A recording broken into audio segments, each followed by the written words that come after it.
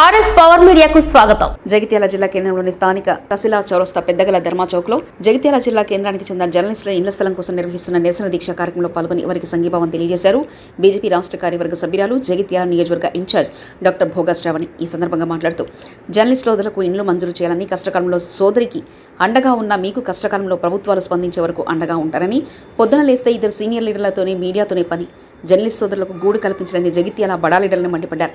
ఈ కార్యక్రమంలో పట్టణ బీజేపీ అధ్యక్షుడు రంగగోపాల్, ప్రధాన కార్యదర్శి ఆమదరాజు, గదాస్ రాజేందర్, గడ్డలక్ష్మి, సింగం పద్మ తదితరులు పాల్గొన్నారు.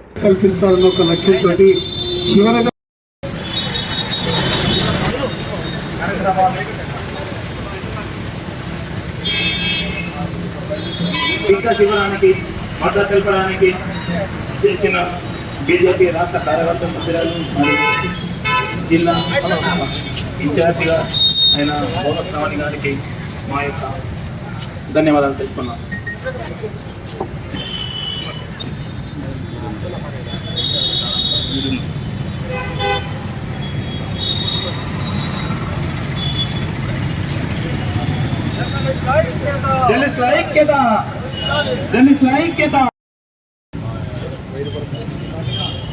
జగిత్యాల జిల్లా కేంద్రమైనటువంటి జగిత్యాల సంబంధించినటువంటి జర్నలిస్టుల ఉద్యమ దీక్ష దాదాపుగా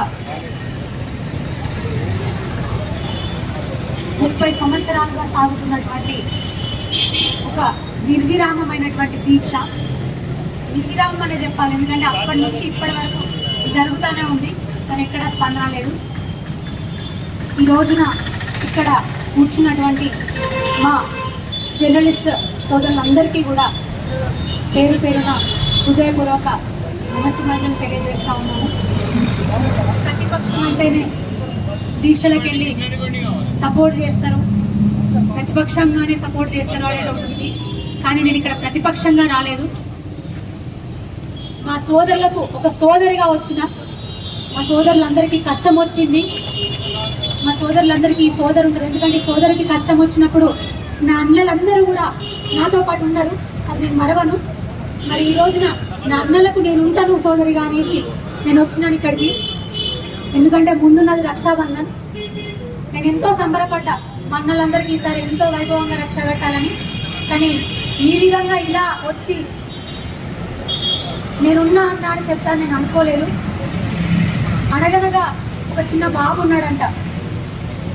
ఆ బాబు ఎంతో సంతోషంగా ఆనందంగా పాఠశాలకు నాకు సెలవులు వచ్చినాయి, నేను మంచిగా ఆ గ్రౌండ్ ఉంది, ఇంటి ముందు పెద్ద మైదానం ఉంది, అక్కడికి పోయి నేను ఆడుకుంటాను అని మంచిగా బాల్ తీసుకొని సంతోషంగా ఎగురుతూ గెంతుతూ వెళ్ళిందట.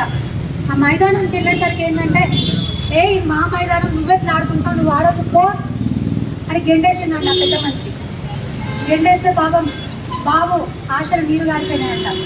వస్తుంటా ఉంటే, అరే నువ్వు ఇంకా పోతలేవని గట్టిగా దొబ్బేసరికి బాబు కింద పడ్డాడంట. బాబు కింద పడి 2 మోకాలు కొట్టుకొని పోయి రక్తం గారుతా ఉందంట. బాబు గుండెల నిండా దుఃఖంతో, ఎందుకంటే చిన్న పిల్లల మనసు ఎలా ఉంటుంది, పసి పిల్లల మనసు వాళ్ళకేం తెలియదు. పాపం అంత దుఃఖంతో, ఇంత సంతోషంగా పోయిండో అంతకు మించిన దుఃఖంతో గుండెలు భారంగా బాలు పట్టుకొని ఇంటికి వచ్చి వచ్చుడే అమ్మ కనిపించింది. పిల్లలకు కష్టం వస్తే ఏం చేస్తారు, అమ్మని గట్టిగా పట్టుకొని గుండెలు అవిసేలాగా ఏడ్చిందంట. అమ్మకు చెప్పుకుంటూ అమ్మ ఓడిన సేద తీరగానే ఆ బాబు కష్టం సగం తగ్గింది. ప్రజలందరికీ కూడా ఎప్పుడు ఏ కష్టం వచ్చినా, ఎక్కడ అన్యాయం జరిగినా ఎవరి దగ్గరికి వెళ్తారు, మా జర్నలిస్ట్ సోదరు దగ్గరికి వెళ్తారు. ఎందుకంటే మా కష్టం తీరుతుందని అనేటువంటి ఆశ వాళ్ళకు ఉంటుంది, ఆ నమ్మకం వాళ్ళకు ఉంటుంది.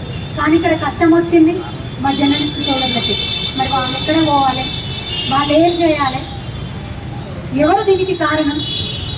ఎండనక వాననక కరోనా కష్టకాలం అనక, ప్రాణాలు తీసే మహమ్మారి కరోనా కష్టకాలం అనక ఎంతో కష్టపడుతూ ఇటు ప్రజల కోసం, ఇటు ప్రజాప్రతినిధుల కోసం వాళ్ళ జీవితాలను, వాళ్ళ కుటుంబాలను పణంగా పెట్టి పనిచేస్తున్నటువంటి మా జర్నలిస్టు సోదరులకు వాళ్ళకంటూ ఒక ఆధారం లేక మాకు చూపించండి అని అడిగే పరిస్థితి. ఈ రోజున 4 రోజుల నుంచి నిరాహార దీక్షలు కొనసాగుతూనే ఉన్నా, వివిధ కార్యక్రమాలు, నిరసన కార్యక్రమాలు కొనసాగుతూనే ఉన్నా ఒక్కరి దగ్గర నుంచి కూడా భరోసా లేదు. నిజంగా చెప్తున్నా. ఒకరేమో ఊ అంటే ఆ అంటే మేము పేపర్లలో కనబడాలి, మేము టీవీలలో కనబడాలి అని ప్రెస్ మీట్లు పెట్టే పెద్ద మనిషి ఒకరు. ఇంకొకరేమో నాకు పబ్లిసిటీ కావాలి, నేను ఏం చేసినా ఒక్కసారైనా పబ్లిసిటీ కావాలి అని మా